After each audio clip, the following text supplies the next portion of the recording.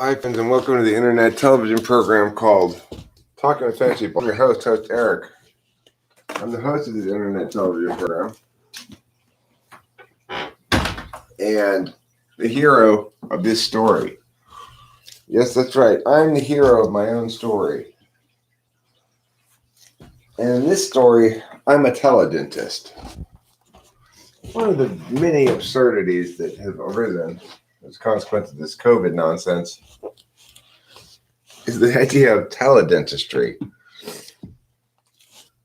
I've driven by a couple of dentists now who've indicated they offer tele-dentistry services.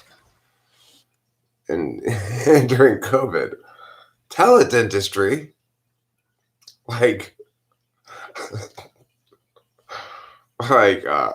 yeah, push on that tooth there.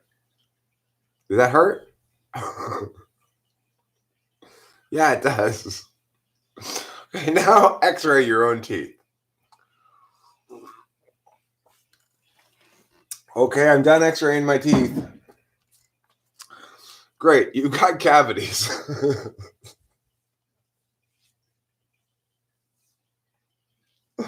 That's tele-dentistry at its finest.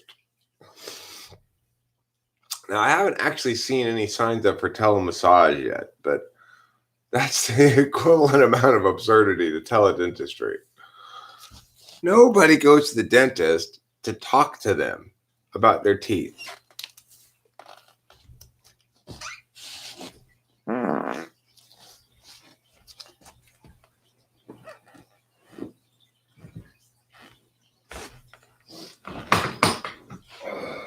Just as nobody wants to go get tele-massage.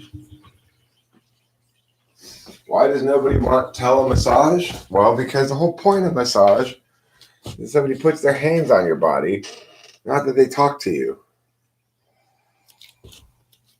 I need an ashtray.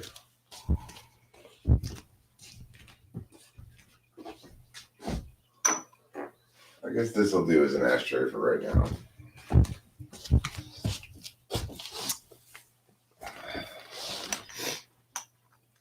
Tele-dentistry. How could that possibly be useful for anybody? Now, granted, our telepsychiatry appointments went fine, but that's because we were going to those just to get prescribed drugs.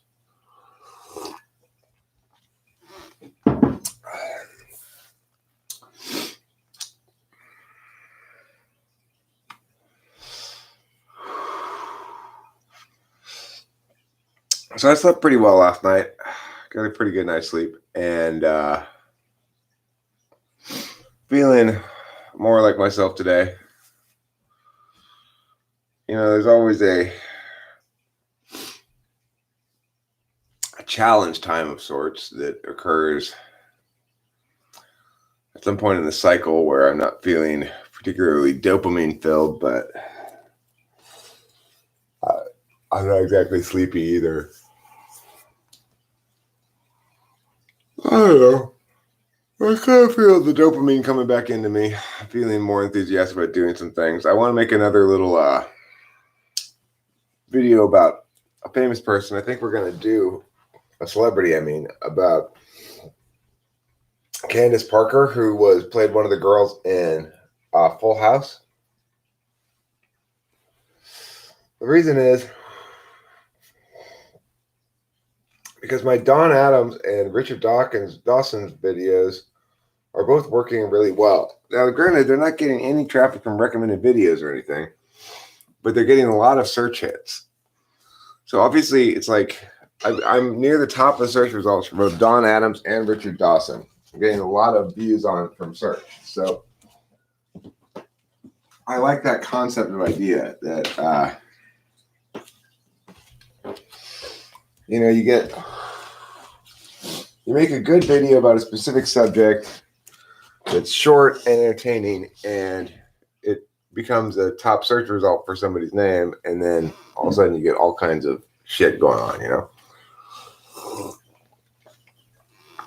You can get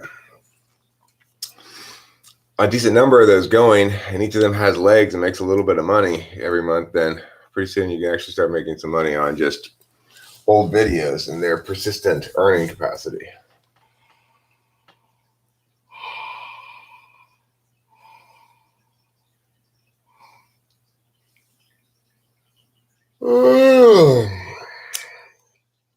All right, well, it's almost time for the portion of the show we call First Bong Rips of the Day. Those will be coming up shortly. I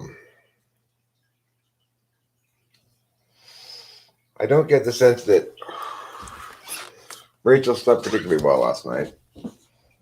When I went in at like 4 in the morning or something, she was on the floor listening to YouTube videos. And she's like, I just got down on the sleep. And I was just like, I just came in to check on you because I thought I heard somebody walking around outside. I think it was just the neighbor. But the moral of the story is I don't think Rachel slept particularly well last night. But I slept well. And we mostly slept separate last night. I slept out here. Leave her the master bedroom, and she sleeps better in isolation, I think, because her FE is not active going like, am I bothering Eric?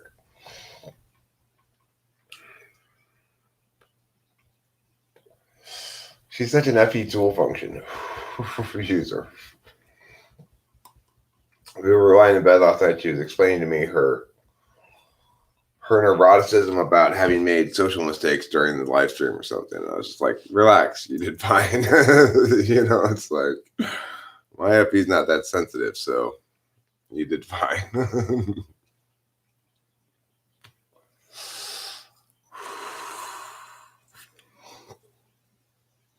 Yeah, yesterday was kind of a depressing day in general for streaming and interacting with people, but everything always looks better after a good night's sleep, you know?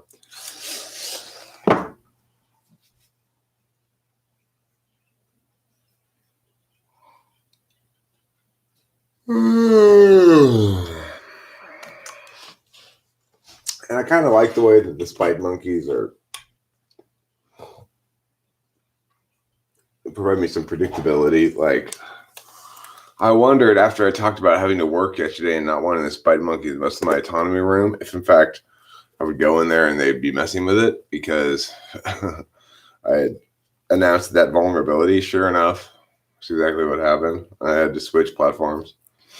So easy enough, you know, easy enough to do.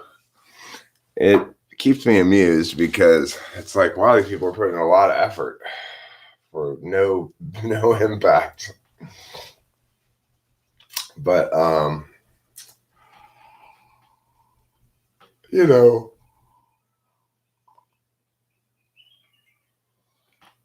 I'll probably end up going back to bed in like an hour or so. Good morning. Thanks, John Henry.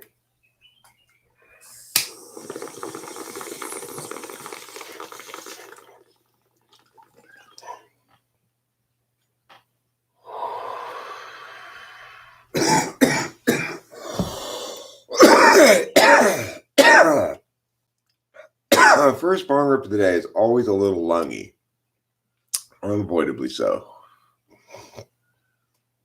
Takes the lungs a little bit of time to get used to you smoking bong rips again in the daytime.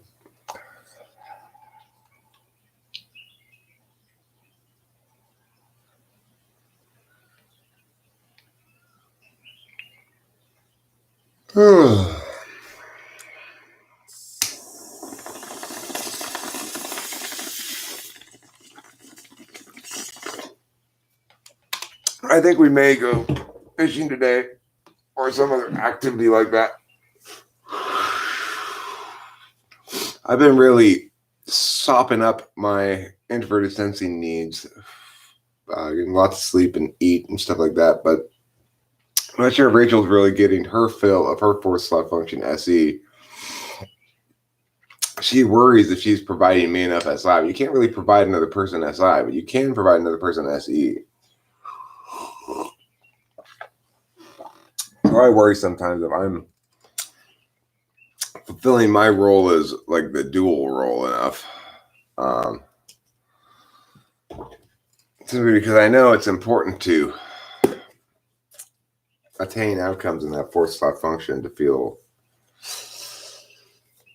like things are going well in life. You know, you got to make friends with your fourth slot function one way or the other.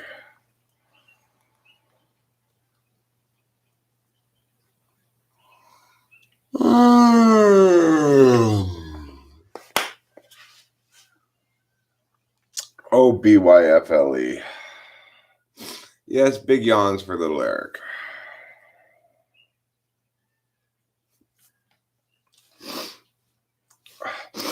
Get a tissue.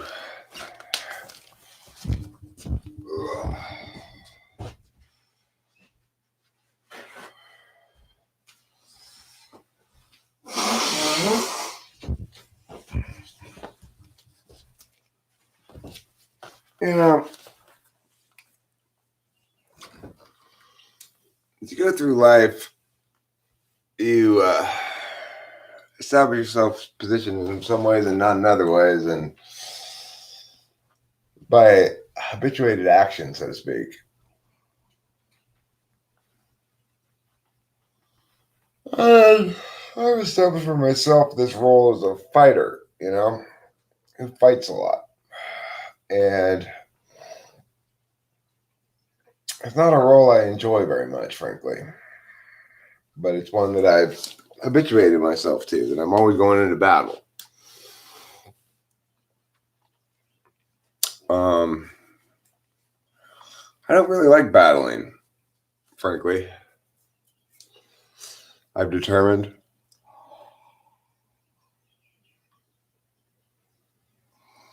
Sometimes I do. When it's a quick battle. When it's a quick battle with a decisive end and a righteous outcome, then I like battling just fine. But I don't like extended battles. I don't like wars of attrition.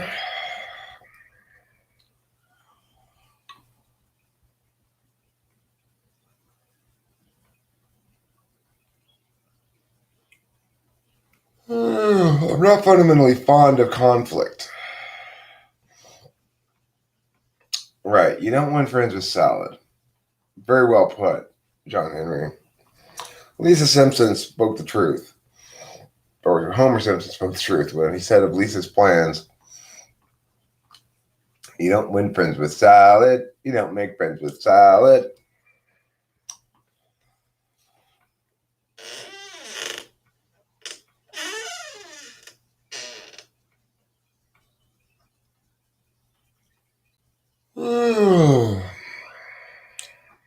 Yeah, honey attracts more flies, I guess. Well, that's the thing is, you know, you position yourself in one way or the other. You're either there to fight or you're there to be nice. And often it's hard to have a plan going in because it depends what the other person is saying and whether the other person is cooperating with you or not.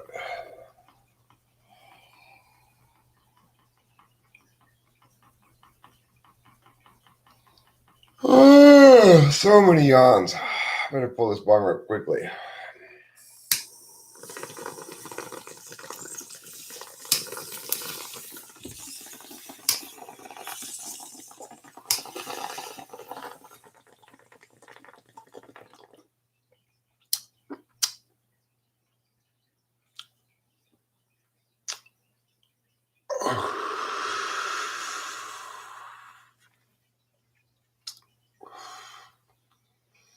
That was a good bong rip.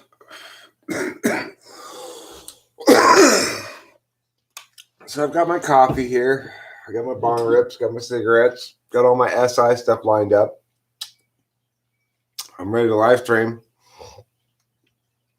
I've sent my armies out with their weapons and I've invited everybody to the war and nobody showed up.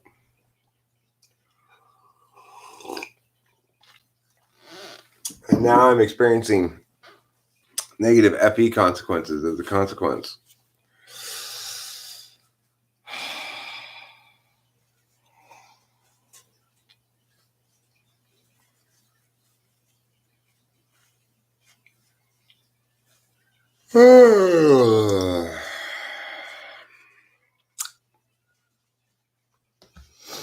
So yeah, I'm bored, kind of. Not feeling especially filled with dopamine or enthusiasm or anything.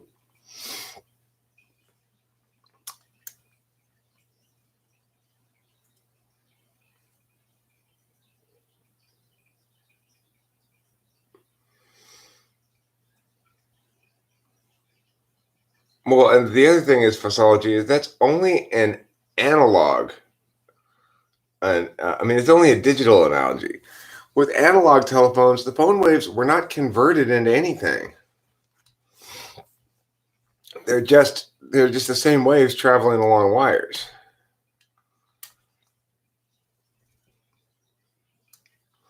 It never even goes through a conversion. It gets amplified at one end, analog. It only goes through a conversion in digital phone stuff. In the original phones, there was no conversion. It was just amplification on the receiving end. So it's a particularly bad analogy on that grounds too.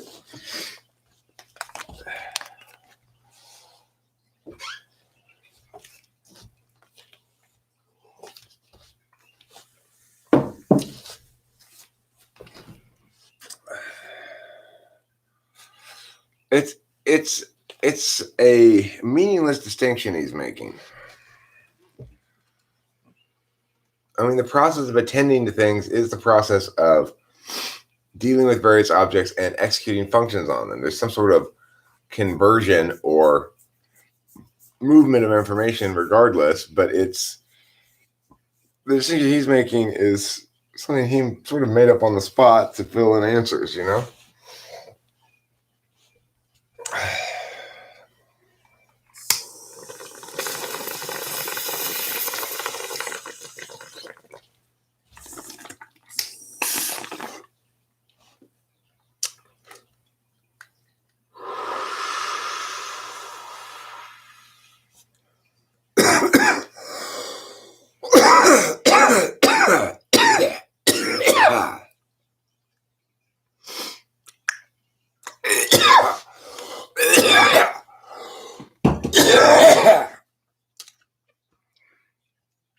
Don't puke, Eric.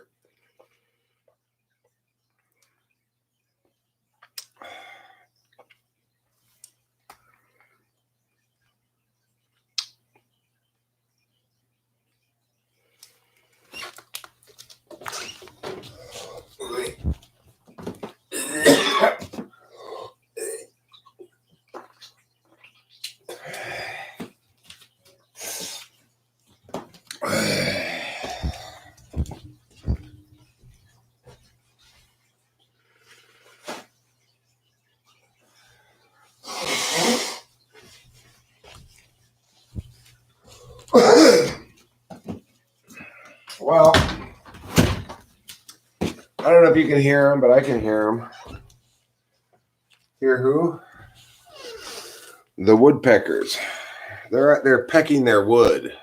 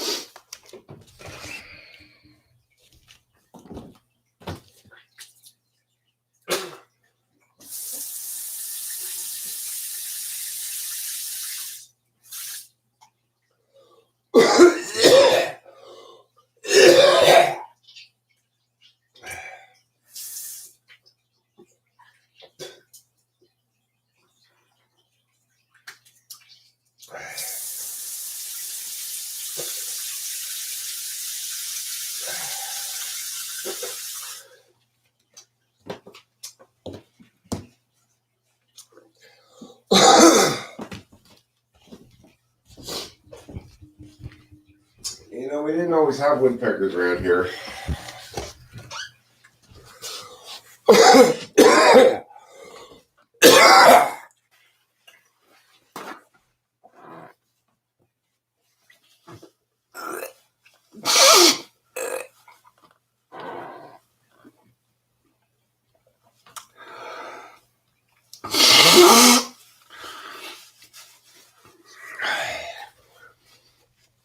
Yeah, they're a fairly recent phenomenon, woodpeckers around here.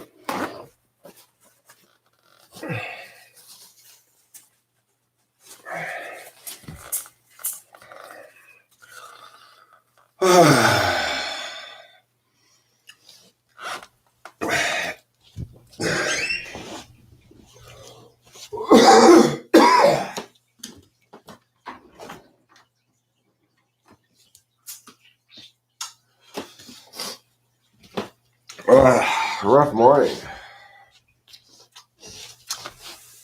Rough morning indeed. Oof.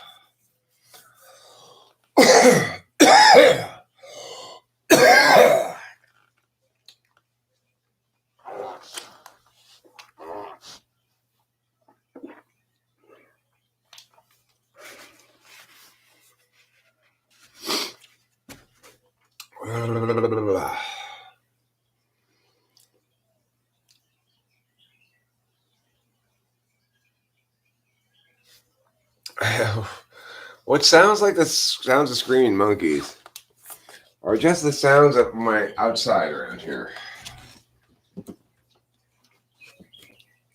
There is a lot of wildlife, but the screaming monkeys are almost certainly the peacocks.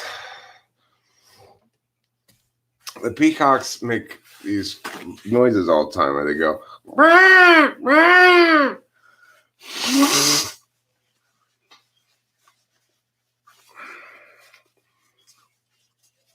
When Rachel and I were riding around with Cameron the other day, Rachel on an electric scooter and me and Cameron on bicycles, I really think Rachel enjoyed the electric scooter quite a bit, which is nice to see.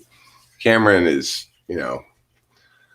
ISTJ friend is great to have ISTJ friend who's got, when he's like, let's go on a bike ride. I'm like, yeah, but I don't really have a bike for Rachel. It's like, I've got an electric scooter she can ride. I do think she enjoyed it a lot.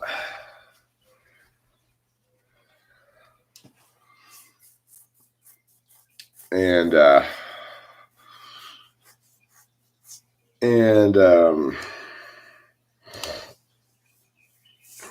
really happy that Zandy and Rachel exchanged numbers. I'm happy to see her reaching out to community members and making friends and stuff, It's the sort of thing she does when she's getting enough sleep. So it's great. It's really gratifying to see her coming alive completely now that she's got the right medication and stuff. Although it's still a struggle for her to sleep. Last night she did not have an easy time going to sleep, and I have noticed that with the Klonopin, once she gets to sleep, she sleeps well, but she's often sleeping well from 3 in the morning until noon, not from, when we go to bed at 10 o'clock at night. And it's funny, the psychiatrist suggested sleep hygiene, quote unquote, where you really get in the habit of going to sleep at the same time every day and blah, blah, blah, blah, blah. In other words, recommended an SI approach to sleep that no NI-DOM is ever going to comfortably do, I doubt whether it's correct that we should have good sleep hygiene. I think we should have the opposite. We should have the bad sleep hygiene that really only she and I are able to indulge in on a regular basis. Most people have much more regular schedules than that. They can't have terrible sleep hygiene. But we can if we want to. And the key thing is she needs to get enough sleep, not that she needs to get to sleep at the same time every night. But I didn't even push back on the psychiatrist on that. I just listened to it and yeah, okay. Because it's too much explanation for why he'd have to know about cognitive functions and stuff, and I don't think he knows about that, or at least he probably doesn't ascribe much weight into it.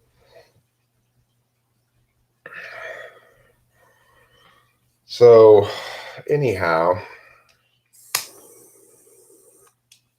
We have a lot of wildlife around here that we didn't used to have, including woodpeckers. Other than that, I got up there's a raccoon out here. We've got possums, we've got coyotes, we've got peacocks, all kinds of birds. Birds like you wouldn't believe. Because the thing is, where I live, this little neighborhood is pushed up right against the Los Angeles County Arboretum. So we've got geese flying overhead, we've got crows and ducks and just like everything imaginable as far as birds go. Parrots, we got flocks of parrots around here too. Massive flocks of parrots.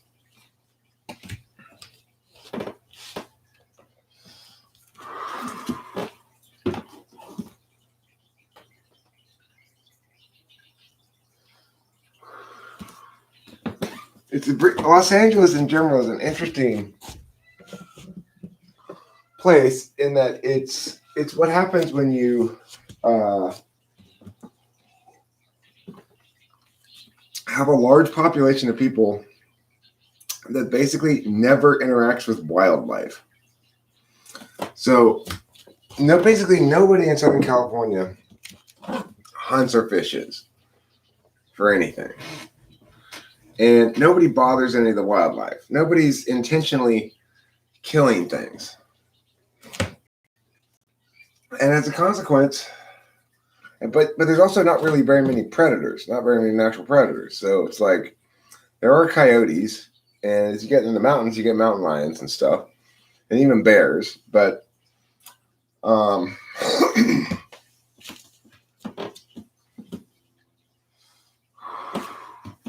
in the city, bears don't last long down here for sure. It's like bears get captured by animal control and put up in the mountains again. Coyotes are all over the place, but they're not that big of predators, and they have a hard time preying on birds. We also have a shit ton of rabbits around here, so they probably eat mostly rabbits. Every time you drive around at nighttime, there's bunny rabbits all over everybody's lawns.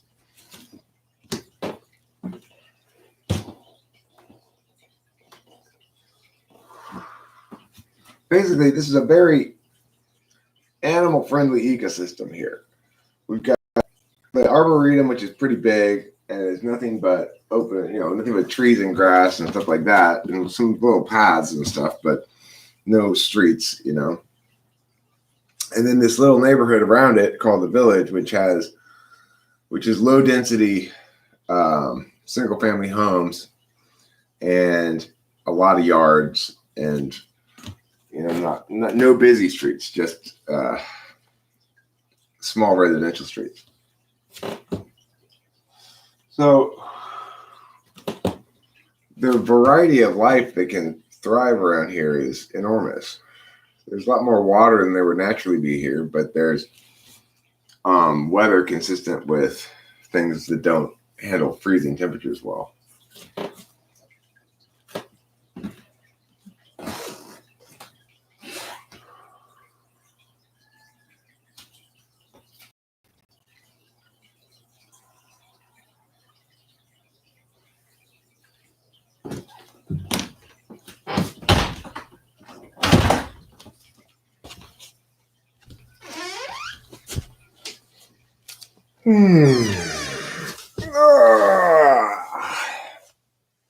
So yeah, I think I probably will go fishing today. I might go fishing this morning even.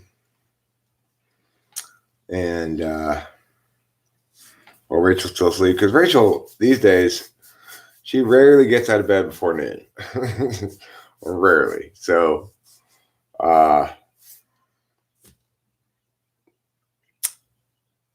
it's an adjustment, I guess. I'm adjusting to the fact that I've got my mornings to myself, but I've been on a sleepy week, so I haven't really done anything. But I'm feeling enough enthusiasm that I might go drive down to Lake, see if I can catch fish. Rachel caught one the other day. It was really exciting.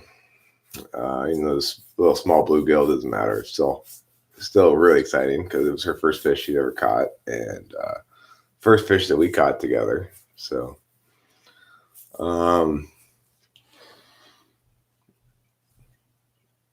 Yeah, fishing's a very nice activity. It's an activity that satisfies me whether I catch anything or not. I feel a sense of fun with it, like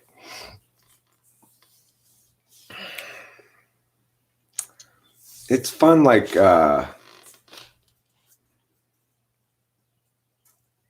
it's a series of little things you do in a row, and there's no ticking clock or anything. So it's like you can decide to just let it sit in the water with the worm for a while and smoke a couple bowls, or you can be more active and cast it out and reel it back in and cast it out and reel it back in. If you get it set up well, you don't have to mess with your gear too much. But if you get it set up poorly, then you got to constantly mess with your gear because you get stuck in the weeds and shit. You got to have the float in the right spot so that it doesn't go down all the way to the bottom. And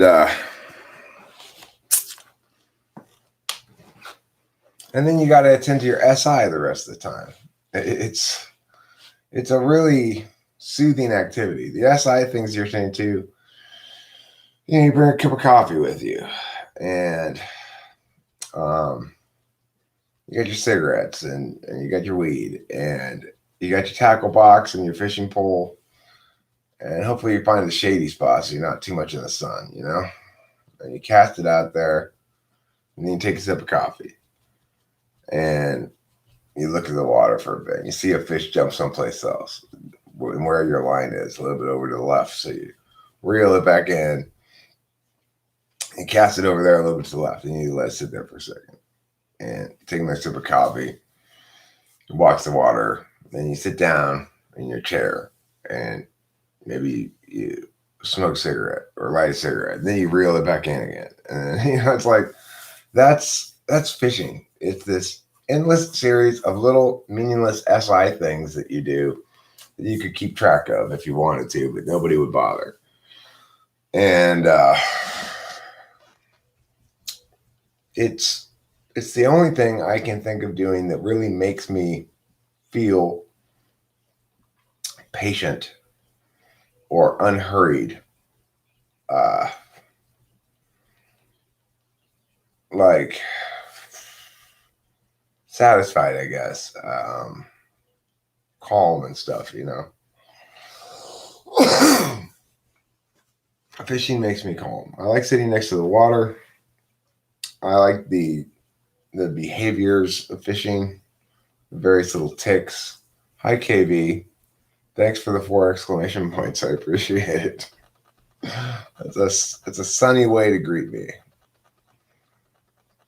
That's 8 exclamation points now. Twice as many as 4.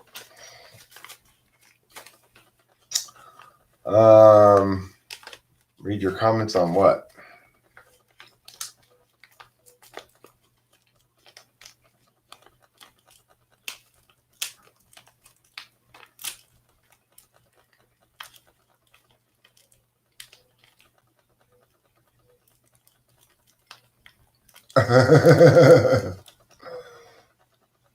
See above.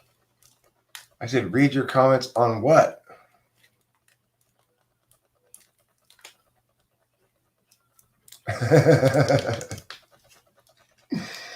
Well, welcome to the era of mask theater.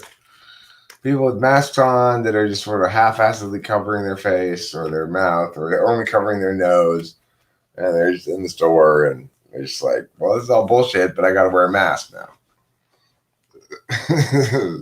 Mask theater.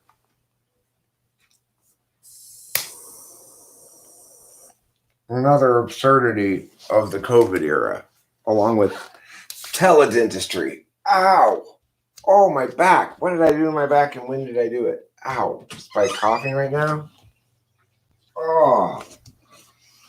Oh.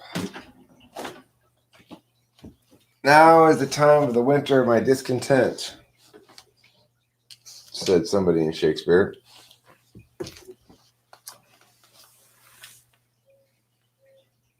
That'll be fine. That's not a big deal.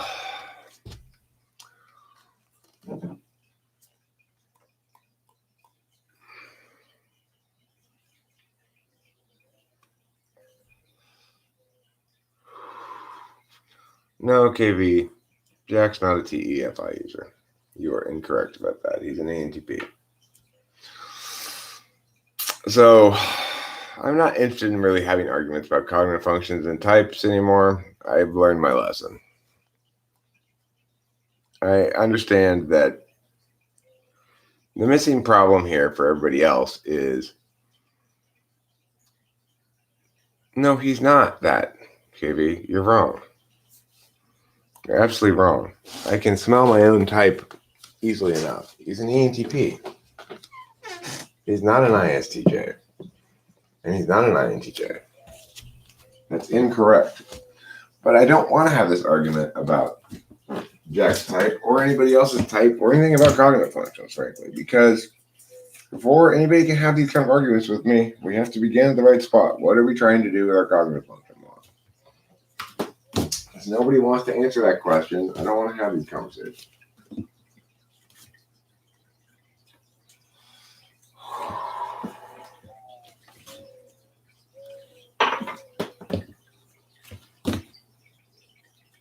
Okay, well, look, but you're asking for my attention on something that I don't want to give my attention to, frankly. Namely, as I told Right Ruminations last night, I am making an affirmation here.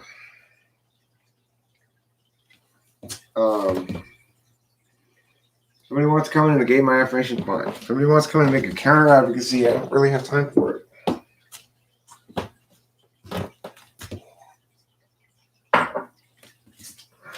It's not constructed properly, so I don't have time to dispute it.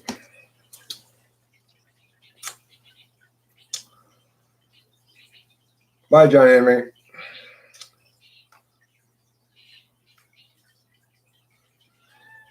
Well, I mean, everybody wants to say that. That's too bad. But I have a finite amount of attention to give to things.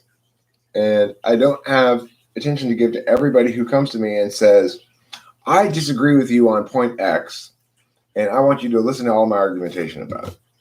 I don't have an interest in doing that, frankly, because it's like they're not really negating what I'm saying. They're isolating something like, I think Jack's type is wrong.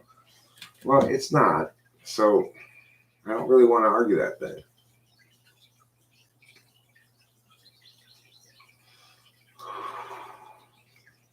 This is the part of cognitive functions I don't like, is the reality that people can make arguments for just about anything because nobody's starting at the right spot.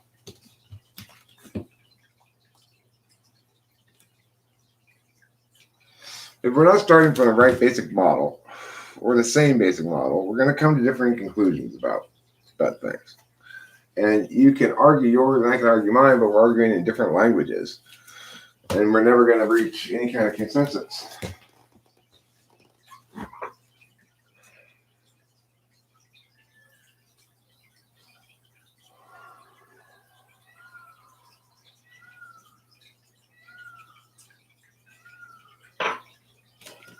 These are, of course, all things I had to learn through experience. You know, I want to afford everybody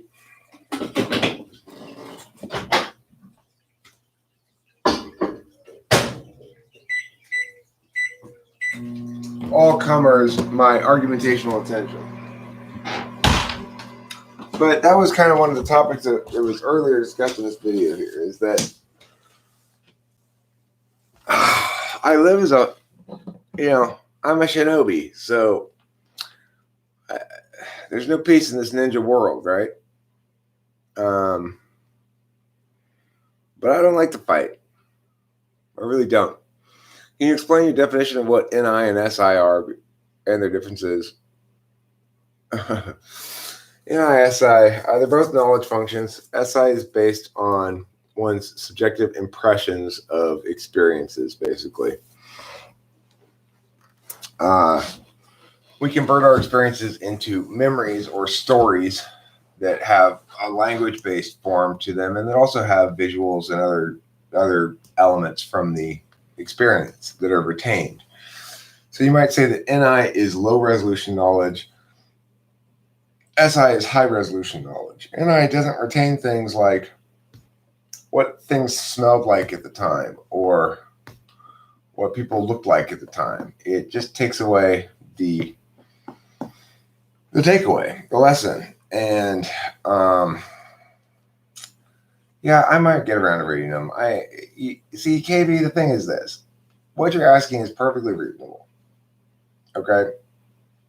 I'm not saying that it's not perfectly reasonable.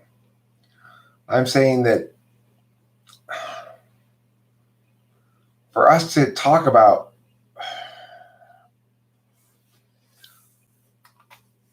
I guess the bottom line is I'm not really feeling like explaining things right now.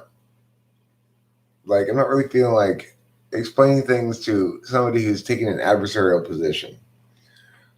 And there's nothing wrong with you taking an adversarial position, and it has inherent legitimacy and deserves to be paid attention to. But I anticipate that the conversation will go nowhere.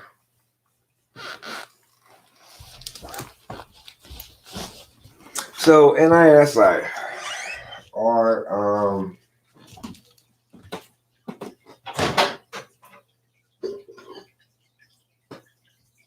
two forms of knowing. I think one way to understand it is to talk about the proto form of it. Proto-NI being shape constancy, which is something psychologists identify as one of the early skills that people develop in their growth, along with SI's proto form, which is object permanence. And it has to do with creating meaning that relates to the individual's relationship to the object. So to recognize that the object is not an agent like yourself, but some distinct form of thing that has to be acted upon by an agent in order to change, is an SI piece of knowledge that says, okay, I've now experienced that this thing will remain there until acted upon. And I'm going to generalize out that rule. That my own experience is a good guide for what's going to happen in the future. NI, shape constancy, is the opposite. It says my own experience is not a good guide. Well, that's the Bathitchin. It's either the Bathitchin or the kitchen room. I'm not sure. Eric, you can't combine a bathroom and a kitchen. Yes, you can. All it takes is a sink. Well,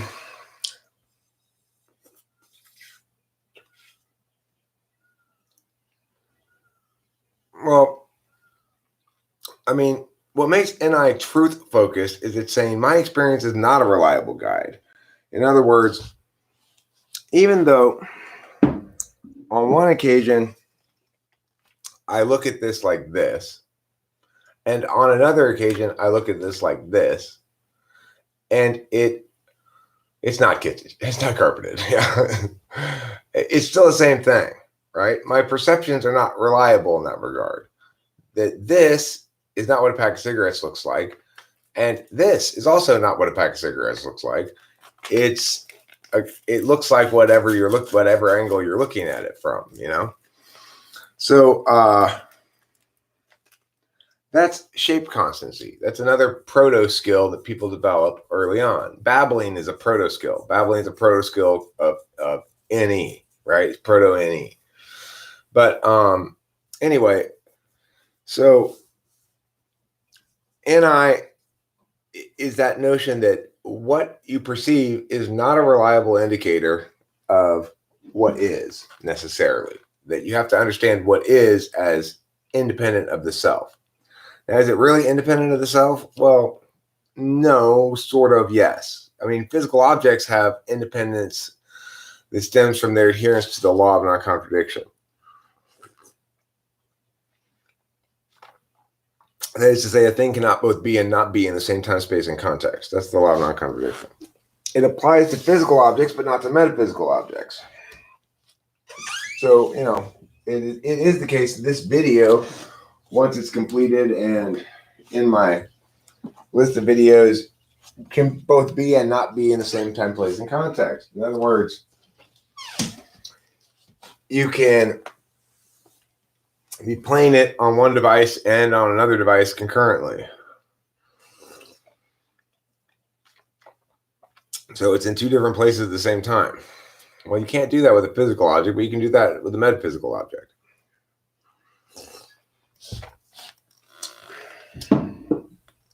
So, so then for an SI knower like me, one of the consequences in terms of how it plays out in my life is that I have to kind of make and experience mistakes myself. I don't learn very well from other people. When they explain something to me or they tell me something, I don't know what it means until I experience it. A good example of this is when I started going out with Rachel. And she told me she had bipolar mania and had been hospitalized for it several times. I heard her. I knew what the words meant, but I had no idea what they actually meant until I experienced it. I just not that good at NI. Or take like Rachel's fears about our relationship being NI fears. She says things like, well, but if you get really big and famous, Eric, then you'll be a big and famous person. And people who get big and famous from being not big and famous tend to jettison their existing partners and replace them with fancier partners. There's an NI rule about the world, right? That ignores who you're dealing with. You're not dealing with an NI person. I'm not an NI person. I value familiarity, comfort, and so I'm going to prioritize maintaining my existing relationship and enjoying that over any kind of jettisoning a partner. So on the one hand, you're looking at NI going, well, what's the universal rule? And what do I know from that? And what can I anticipate about the future based on what I know from that universal rule? That's an NI approach to knowing. SI says, well, what's my experience of this person? Do I anticipate that this person is going to be subject to those rules or not based on particularist consideration? And of course, it anticipates the future as well. So an SI person would probably not be worried about that. If they were an SI dom, that I would change when I got big and famous or something.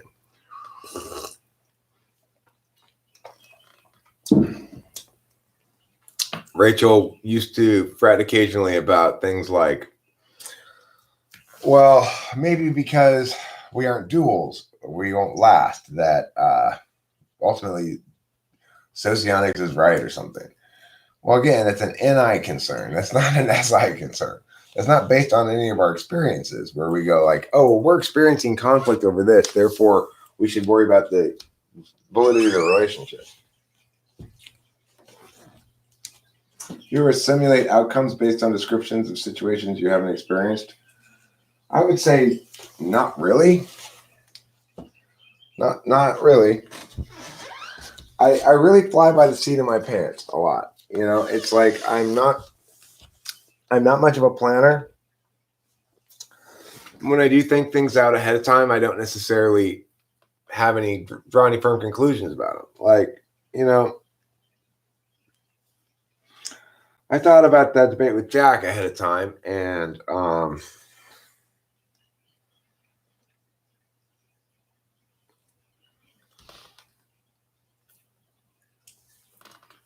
sort of anticipated where the dead ends were, but it didn't draw any good conclusions from that anticipation. Like, maybe I shouldn't do this then. At that point, it was well, yeah. I mean, NI and SI users approach life very differently, you know. And being SI fourth, NE first means I approach life as a series of mistakes I have to make in order to learn things. I can't really learn things without making the mistakes myself. So there are obviously some exceptions. I don't need to eat poison to believe that it's going to kill me.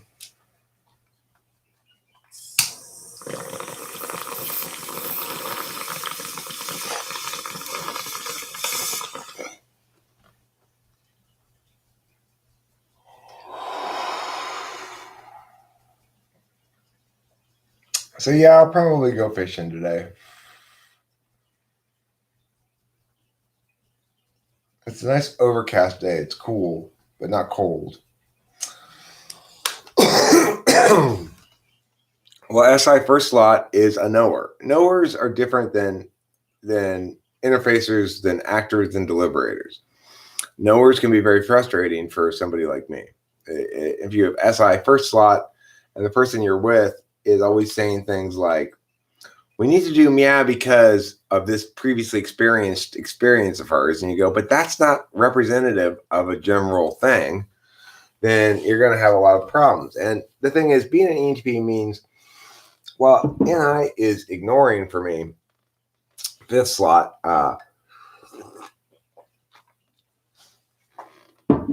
It's very much the currency in which I work. So I'm trying to make progress in my dealings with other people by presenting them the truth and saying, well, let's come to terms about what the truth is and operate from there. Use that to set our frame. But that's the universal truth. And if you're an SI user, that's always subsumed by your SI, if you're an SI Dom. So when I was with an ISFJ, it was very frustrating because she would draw conclusions. You know, if an SI Dom gets struck by lightning, they're going to take countermeasures going forward. And that makes no sense, right? It makes no sense to take countermeasures going forward if you get struck by lightning. Getting struck by lightning is not an indication that you are at risk for getting struck by lightning, right? That you are somehow need to prevent that from occurring. But an SI Dom will always conclude that if you get struck by lightning, you need to take countermeasures to make sure you don't get struck by lightning again. That is a frustrating quality of an SI Dom that drives an ENTP crazy. It's like, this is not representative of anything. It's an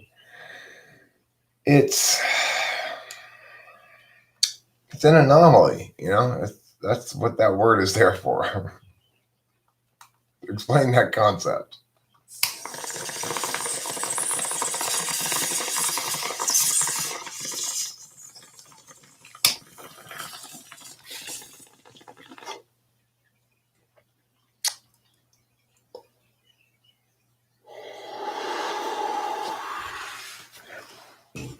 But being with an NI Dom, you still have to deal with that know in advance thing. Knowers want to know in advance everything. Action types don't want to know in advance everything. We specifically want the opposite. We want to be able to operate in circumstances where you don't have to know. You can deliberate on the fly.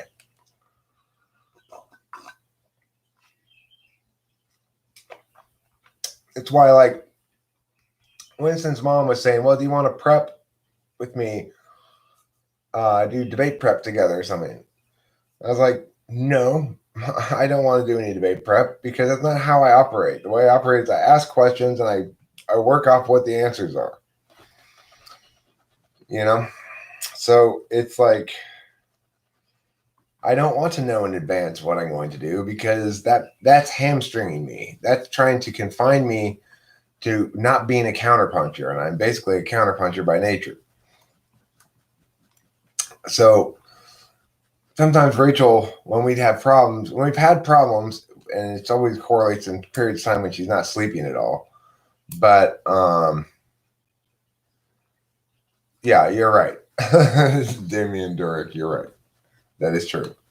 They will use their SI to justify all kinds of crazy nonsense. So, I mean, they'll use their NE to justify their crazy nonsense they derive from their SI. They'll use it poorly, of course. You know, it's like fourth slot NE is weak.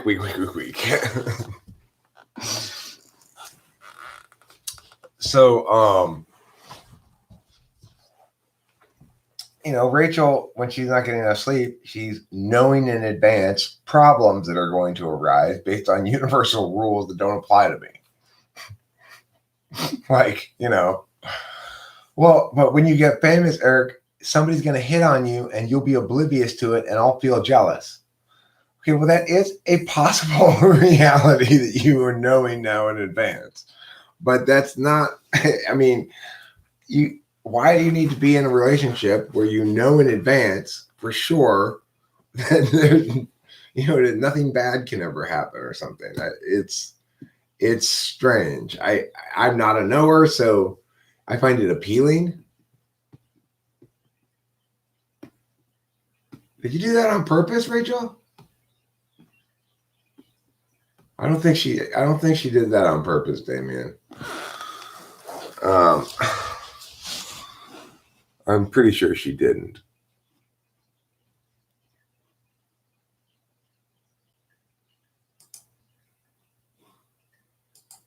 Unhide. I think that was an accident, Damien. Yeah, that was an accident. Sorry about that. It happens sometimes. Rachel's TE polar, so she sometimes pushes the wrong button. You just gotta, you just gotta roll with that a bit.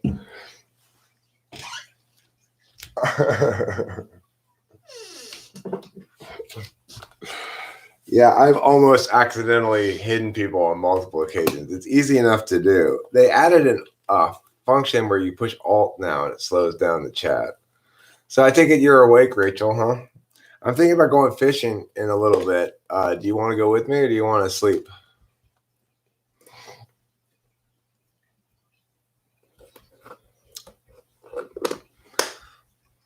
Tall and tan and young and lovely.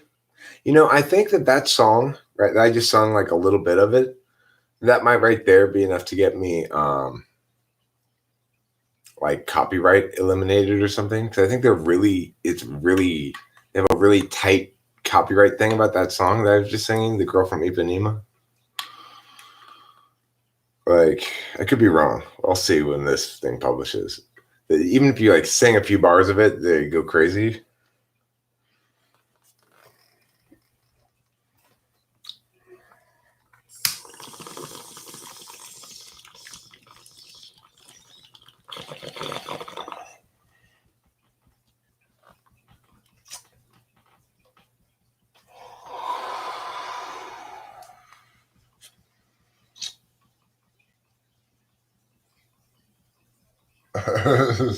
Okay, you sleep.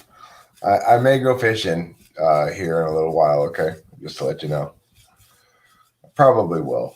I'm feeling enough energy to go do that.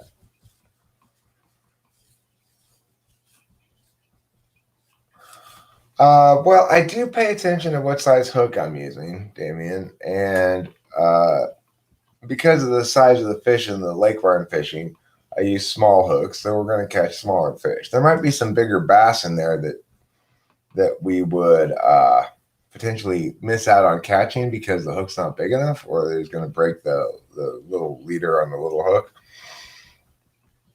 But we're much more likely to come up with nothing using the bigger hooks because there's a lot fewer bigger fish. So in that regard, I have some awareness of that vector, but I don't try to catch anything in particular. Well, and I'm not a very good fisherman, so it's like I don't believe myself to be skilled at this activity. It's just something I like to do, and and one of the reasons I like to do it is because I feel no pressure to succeed at it.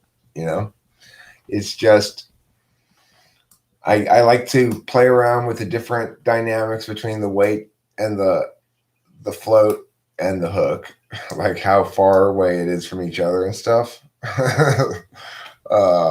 And I get frustrated sometimes if I keep losing my gear. Like it keeps getting stuck on the bottom and I keep having to reset up all the shit. That'll frustrate me a little bit sometimes.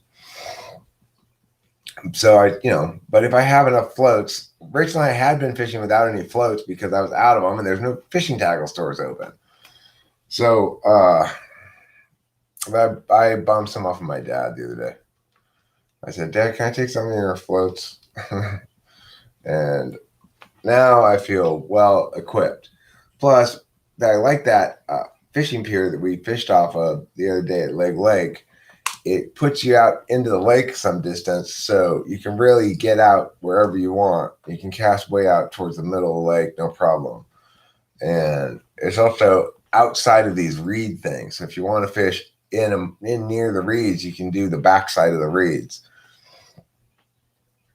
So it's like, I like that spot a lot. One of the only problems with it would be, I imagine it gets sunny a lot of times, but right now it's overcast, so that's a good time to go fish there. I'm going to have to dig up some more worms. Again, where am I going to buy worms, live worms? All those kind of places are closed. So, but you know, I'm what's the word? Not industrious.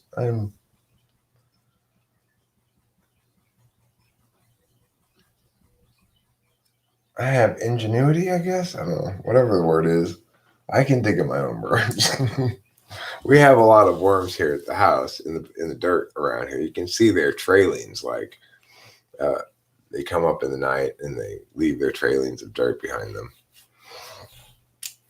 So I'll dig up some worms, and I'll tell you that nothing seems to work as well as regular worms. This is my experience all my life fishing freshwater lakes, rivers, stuff like that. Nothing works as well as just regular live worms.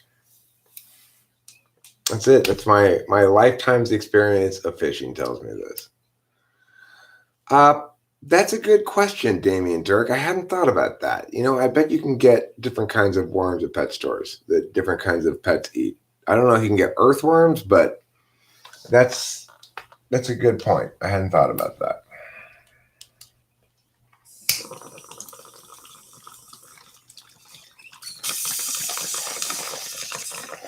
Like, it wouldn't surprise me at all if big ass mealworms work just as well as earthworms. You know, I've never tried mealworms.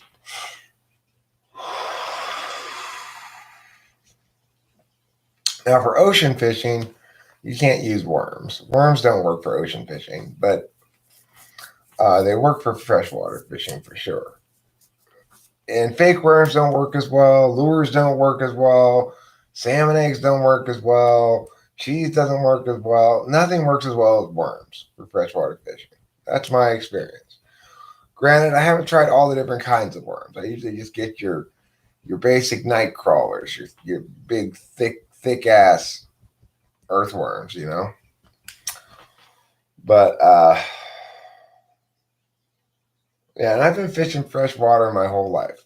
My dad took me fishing. You know, my dad's an ESTJ, right? So I did all kinds of censorship all my childhood. My childhood was filled with nothing but censorship. Going fishing, going to football games, going skiing, hiking, jogging, and 5K jogs and stuff. I had to do that shit. I hated that. Oh my God, I hated that. Going up to the desert to paint the apartments on the weekends. You know, it was considered, if you were idle around my house, that you were the devil's spawn. Idleness was not tolerated. Nowadays, I'm idle as fuck. You know, you don't get any more idle than me. Although, I mean, you know, obviously I actually do quite a bit of stuff. It's just, I guess everybody's idle right now with this whole COVID thing. So I want to get a Tele-Massage.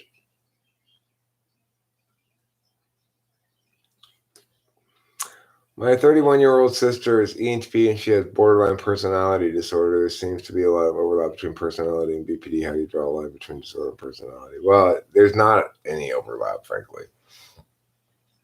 BPD is an attachment disorder that fundamentally expresses as an inability to do the normal trust exchanges. So there's an experiment, a game of sorts that's structured to test trust. And an example, so for example, like, it's basically an investment game. You invest a certain portion of your resources in the other person and you'll get a return, but you can't see exactly how their thing performed. So when they're trying to be honest, sometimes it'll look like they're being dishonest.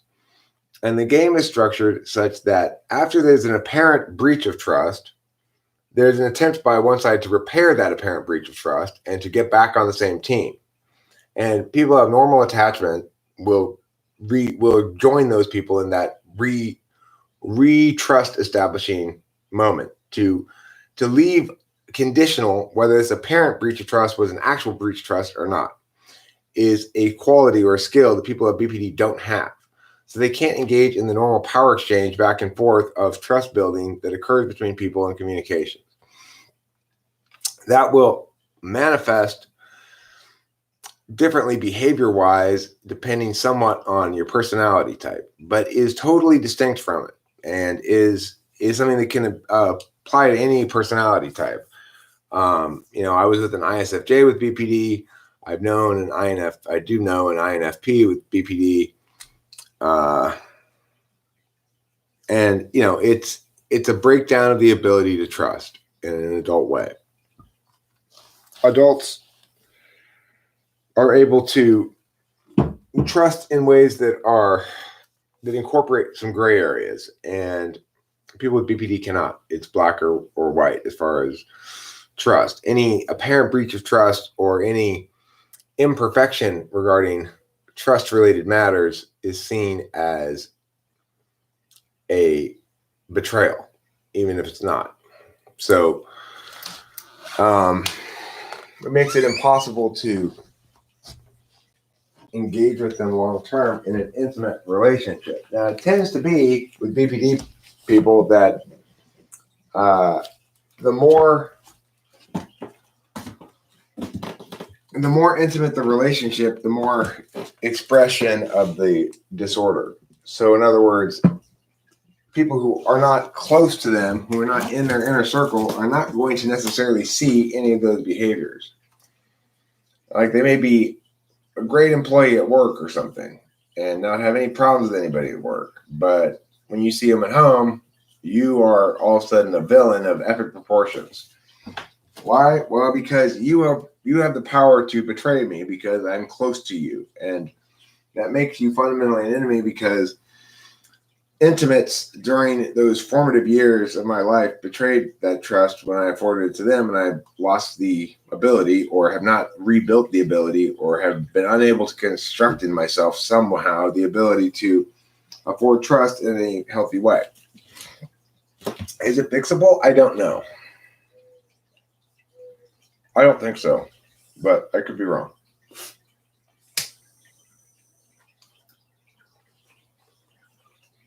I couldn't fix it, but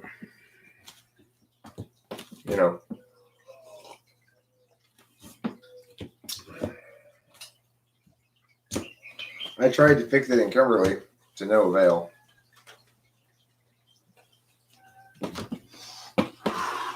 I mean, like, there were zero avails.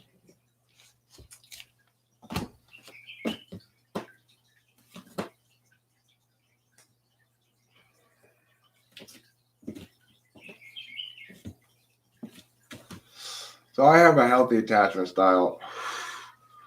Rachel has a healthy attachment style. If you don't have an unhealthy attachment style, then you're fine. You can.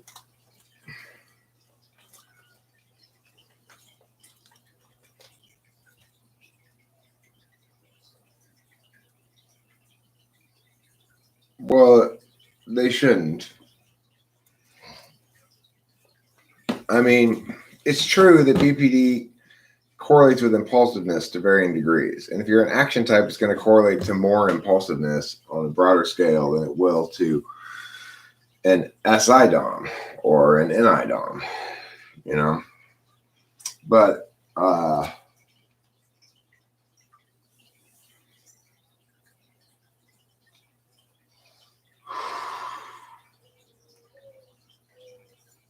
like,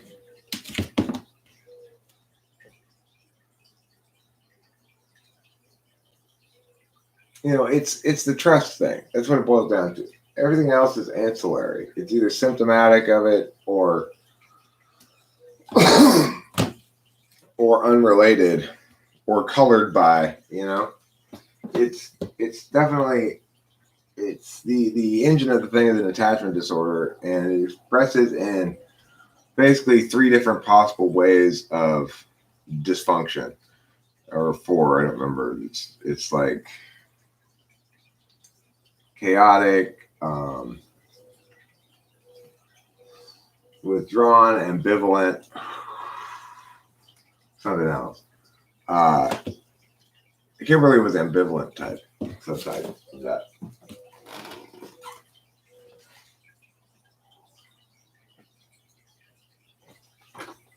It's interesting.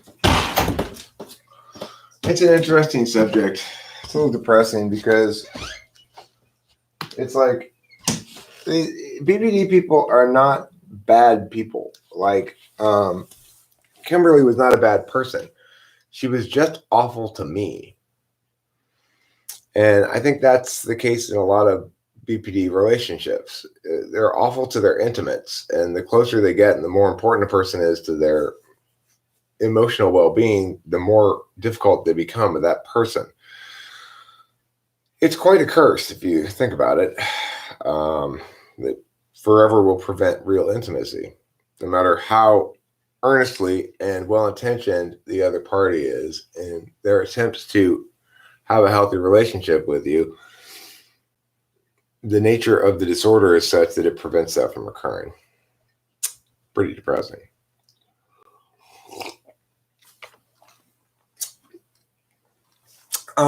Okay, thanks for being here. Those small number of you who chose to join me this morning, I appreciate it. And I think I'm going to go fishing now. Have a nice day.